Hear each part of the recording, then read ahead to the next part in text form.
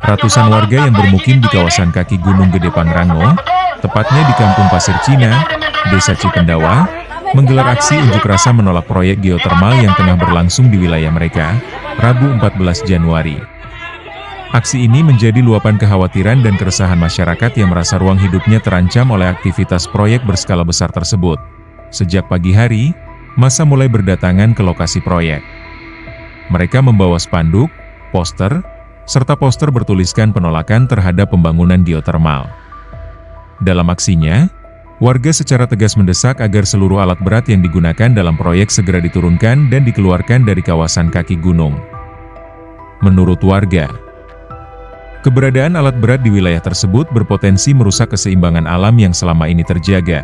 Gunung Gede Pangrango dikenal sebagai kawasan konservasi dan penyangga lingkungan yang memiliki peran penting bagi keberlangsungan ekosistem di sekitarnya. Warga khawatir aktivitas pengeboran dan pengerukan tanah dapat memicu berbagai dampak negatif, seperti berkurangnya debit mata air, rusaknya struktur tanah, hingga ancaman longsor dan bencana alam lainnya. Selain ancaman terhadap lingkungan, masyarakat juga menyoroti dampak sosial dan ekonomi yang mungkin timbul. Sebagian besar warga Kampung Pasir Cina menggantungkan hidup dari sektor pertanian, perkebunan, dan hasil alam. Mereka menilai proyek geotermal berpotensi mengganggu lahan garapan serta mengancam mata pencaharian yang selama ini menjadi sumber penghidupan utama. Dalam orasi yang disampaikan bergantian, warga menyebut proyek tersebut dinilai minim sosialisasi dan kurang melibatkan masyarakat sekitar.